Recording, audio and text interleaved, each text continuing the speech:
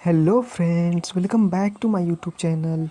दोस्तों, हमने पिछले वीडियो में 1 से लेकर 10 क्वेश्चन तक हमने सॉल्व कर लिया था।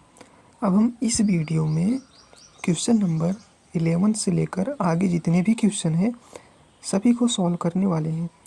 लेकिन अगर आपने पिछला वीडियो नहीं देखा है तो जाकर देख लीजिए, क्योंकि उसमें जो कॉन्सेप्ट हमने बताया है ना, वो सभी कॉन्सेप्ट इन जो क्वेश्चंस हैं ना 11th के बाद, उन सभी क्वेश्चंस में काम आने वाले हैं। तो अगर वीडियो नहीं देखे हैं देख लीजिए, मैं डिस्क्रिप्शन में दे दूंगा।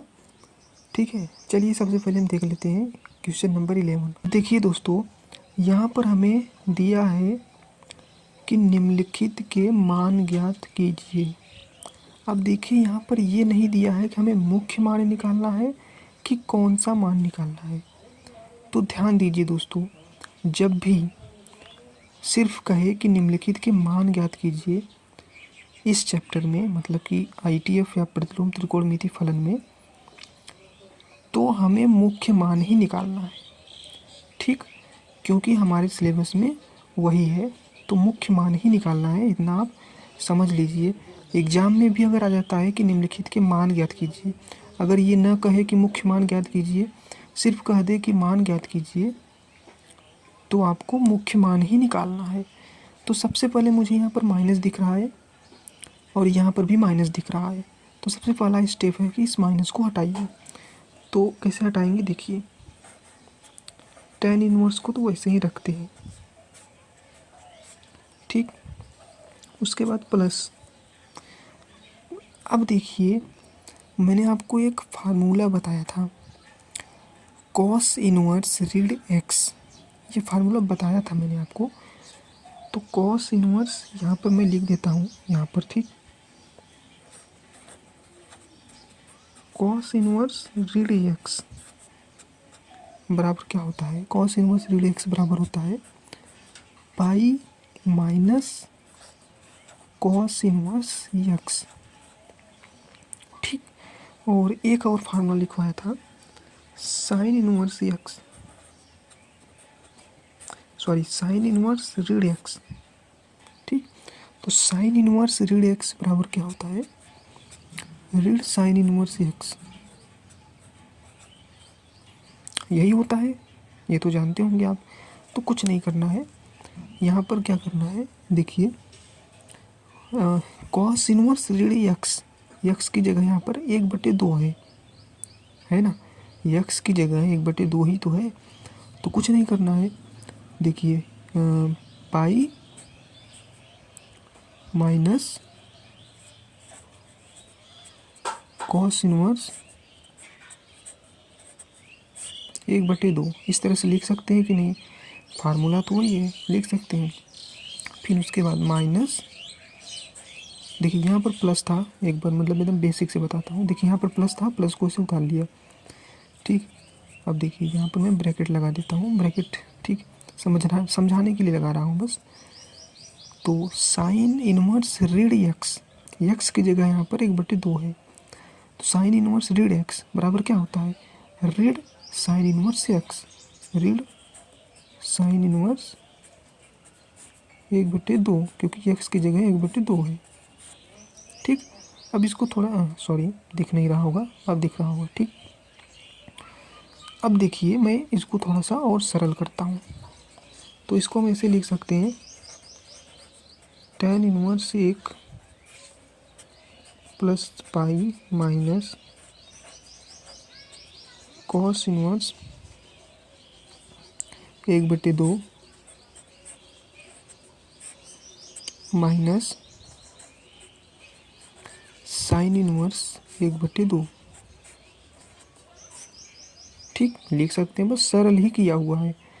अब भाई कुछ नहीं करना है, अब जो यहाँ पर दिख रहा है ना, tan inverse 1 sorry tan inverse 1 cos inverse 1/2 sine inverse 1/2, इसी को सरल कीजिए। और सरल करने का मतलब कि, अब देखिए, tan इनवर्स 1 मतलब कि मुख्य मान। अब tan इनवर्स का मुख्य मान क्या होता था, रीड पाई/2 से पाई/2। ठीक, तो हमें वह कोण बताना है जिसके tan का मान 1 होता है। तो π/4 क्या होगा, π/4 होगा। पाई को ऐसे ही लिख देते हैं, ठीक। फिर उसके बाद माइनस। अब वह कोण बताइए जिसके कॉस का मान 1/2 हो। तो ऐसा तो 60 अंश होता है। तो क्या 60 अंश होता है? हाँ होता है। और मुख्य मान हमें निकालना है। तो मुख्य मान जो होता है वो 0 से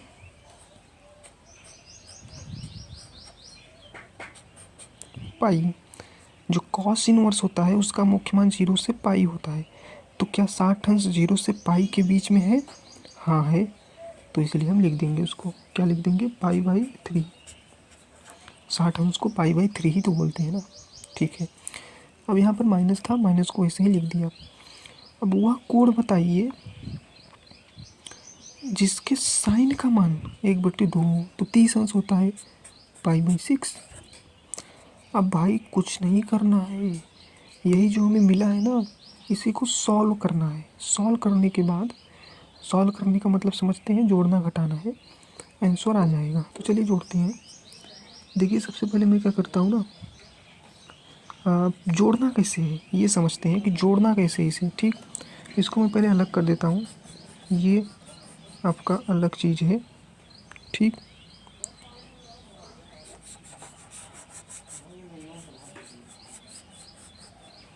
ये अलग चीज़ है। अब देखिए जोड़ना बहुत ही आसान है। मैं पहले इसको जोड़ लेता हूँ, ठीक। अब देखिए π/4 प्लस पाई, लस लेते हैं एलसीएम, लसा को एलसीएम ही बोलते हैं। पाई प्लस 1 से भाग देंगे 4 में, 4 पाई, फिर माइनस, माइनस कॉमन ले लिया इसमें से, ठीक। ये जो यहाँ पर भी माइनस था, यहाँ पर भी माइनस था, तो माइनस हमने कॉमन ले लिया और इसको ऐसे लिख दिया, π/3 प्लस π/6, ठीक। अब देखिए सॉल्व करते हैं। 5π/4, 4 1 5 π/4, फिर माइनस, इसका भी लस लेते हैं, ठीक। तो 3 से अगर 6 में भाग देंगे तो कितना आएगा, 2 आएगा, 2 पाई प्लस पाई, ठीक। अब इसको यहाँ पर मैं लिख देता हूँ सॉल्व करके, 5π/4, उसके बाद माइनस में देखिए यहाँ पर आ जाएगा 3π/6। इसको और सिंपल कर सकते हैं हम, या फिर सीधा करते हैं, ठीक है। अब देखिए 5π/4 माइनस में π/2। अरे यार 3 से 6 कटेगा तो 2 ही तो आएगा, π/2, सिंपल यार। अब हमें इसको सॉल्व करना है, इस चीज़ को सॉल्व करना है, ठीक। चलिए अच्छा, जगह तो नहीं है लेकिन यहाँ पर लिख देता हूँ मैं, आई होप दिख रहा होगा आपको, हाँ दिख तो रहा है। चलिए अब देखिए इसका भी लसा लेते हैं, 4 और 2 से, 4 और 2 का लसा कितना होगा, 4 होगा। तो यहाँ पर हो जाएगा 5π, फिर माइनस। देखिए सॉल्व करना आना चाहिए। ये जो सॉल्व कर रहे हैं भाई, ये तो भिन्न को कैसे सॉल्व किया जाता है, अब भिन्न को जोड़ा कैसे जाता है, भिन्न को घटाया कैसे जाता है, आपको ये नहीं आएगा तो भाई मैं कुछ नहीं कर सकता, ये आना चाहिए। 2 से 4 में भाग देंगे 2 मिलेगा, तो यहाँ पर 2 से उस 2 का गुणा करेंगे पाई में, 2 पाई। तो हमारा फाइनल आंसर क्या आ गया, 5 पाई में से 2 पाई हुआ 3 पाई, ठीक। 3π/4 ये आंसर हो जाएगा हमारा, ठीक है दोस्तों। तो ये देखिए आंसर आ जाएगा हमारा, ठीक। तो 3π/4 जो 11 नंबर सवाल है उसका आ जाएगा 3π/4। चलिए अब 12वां सवाल देखते हैं। ये है हमारा 12वां सवाल। ये भाई देखिए यार कितना इजी सवाल है यार, इसको तो देखते ही मान आप सॉल्व कर लेंगे। देखिए वह कोण बताइए जिसके कॉस का मान 1/2 होता है। तो वह कोण होता है 60 यानी कि π/3। यही तो होता है ना, cos 60 का मान 1/2 और cos 60 मुख्य मान भी है क्योंकि वह 0 और पाई के बीच में आता है, तो π/3 हो जाएगा। उसके बाद कुछ नहीं करना है, प्लस में 2 को वैसे ही रख देना है, जो 2 है ना उसको वैसे ही रखिए। और अब हमें वह कोण बताना है, इसका वह कोण बताइए जिसके साइन का मान 1/2 होता है। तो 30 अंश को लिख सकते हैं, 30 अंश को क्या लिख सकते हैं, π/6 लिख सकते हैं। तो सिंपल यार, π/6। यहाँ पर देखिए 2 के आगे कुछ नहीं था, तो इसका मतलब है गुणा का चिन्ह था यहाँ पे। यहाँ पर जो है ना गुणा का चिन्ह था। ये सब कॉमन चीज़ें हैं, नॉर्मल चीज़ें हैं, ये आपको आना ही चाहिए। तो देखिए π/3 प्लस में π/3। अब ये कहाँ से आ गया π/3 यार, 2 जब होगा 6 को काटेगा तो 3 ही तो आएगा ना यार। तो अब इसे लिख दीजिए जोड़कर सीधा सीधा, π/3 और π/3 बराबर हो जाएगा 2π/3।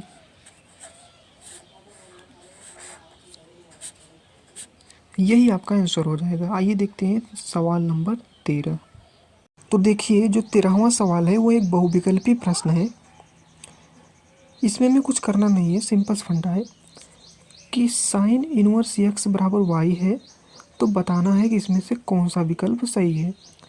देखिए पहले तो मैं आपको क्वेश्चन का मतलब समझाता हूँ कि साइन इनवर्स x बराबर y मतलब कि हमारे पास जो साइन इनवर्स x फलन होता है ना उसका मान माना गया है, कि मान लिया कि जो साइन इनवर्स x है उसका मान y है।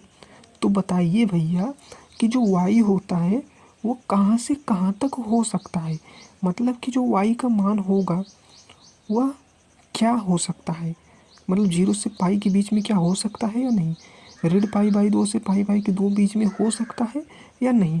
तो हमने देखा हुआ था कि जो साइन इनवर्स x होता है उसका जो मुख्य मान होता है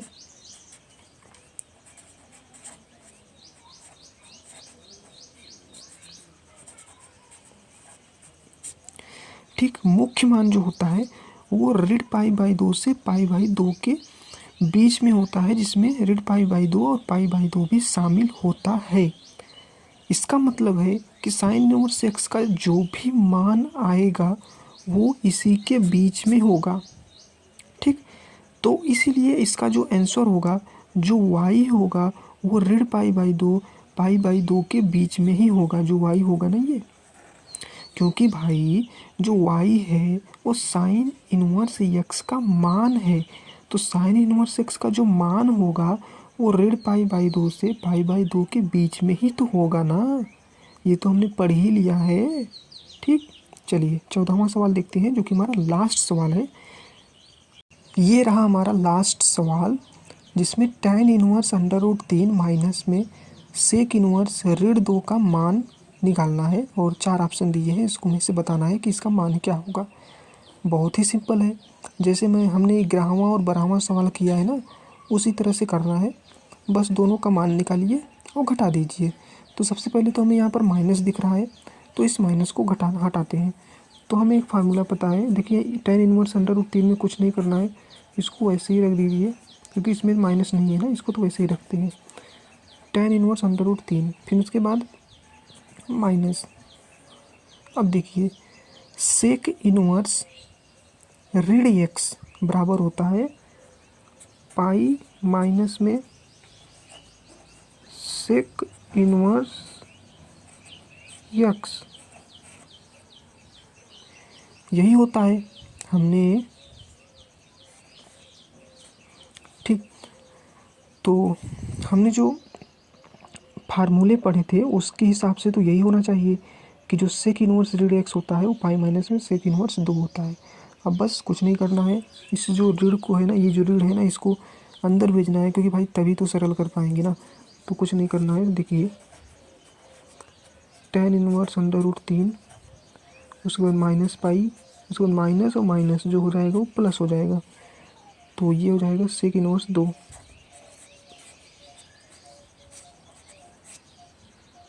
हो जाएगा। ठीक, अब देखिए इसमें क्या करना है कि वह कोण बताइए जिसके tan का मान √3 होता है, तो भाई 60 अंश, ऑब्वियसली 60 अंश होता है, तो 60 अंश को लिख सकते हैं π/3।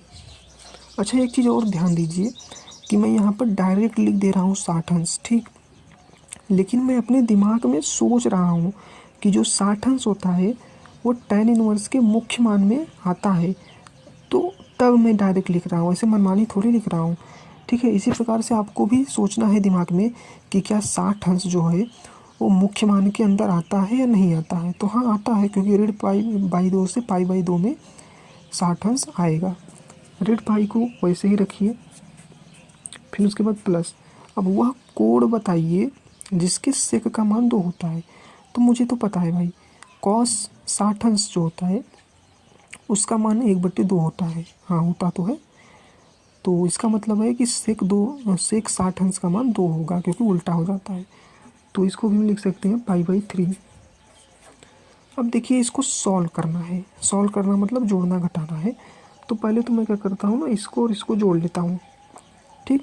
तो π/3 + π/3 मतलब कि ये जो है 60 अंश बराबर में 120 अंश। तो 120 अंश को हम लिख सकते हैं 2π/3। इस प्रकार से जोड़िए, या फिर देखिए हर समान है तो ऑब्वियसली 2π/3 आ जाएगा। उसके बाद √π। अब इसको सॉल्व करना है, चलिए सॉल्व कर लेते हैं। देखिए यहीं पे लिख देता हूँ, सॉरी यहाँ पे लिखता हूँ, ठीक। देखिए सॉरी, लस लिया मैंने 3, ठीक, और यहाँ पर तो 2π ही आ जाएगा। माइनस में 1 से अगर 3 में भाग देंगे तो हमें 3 मिलेगा। 3 का गुणा हमें यहाँ पे करना होगा पाई में, तो 3π। अब जो हमारा आंसर आ रहा है वो माइनस में आ रहा है, क्योंकि 2π में से √3π गया, तो आपका √π/3 ये आंसर आ गया। सॉरी, ये आपका आंसर आ गया, ठीक। तो देख लीजिए आप, हमारा जो 14वां सवाल है उसका ये √π/3 आंसर आ गया। तो दोस्तों, आई होप आपको ये वीडियो अच्छा लगा होगा। अच्छा लगा होगा तो अपने दोस्तों के साथ शेयर कीजिए, और जो भी चीज़ अच्छा न लगी होगी कमेंट में सजेस्ट कीजिए, मैं उस पर काम करने की कोशिश करूँगा। तो चलिए मिलते हैं, अब हम 2.2 को सॉल्व करेंगे अगली वीडियो में। तब तक के लिए बाय बाय।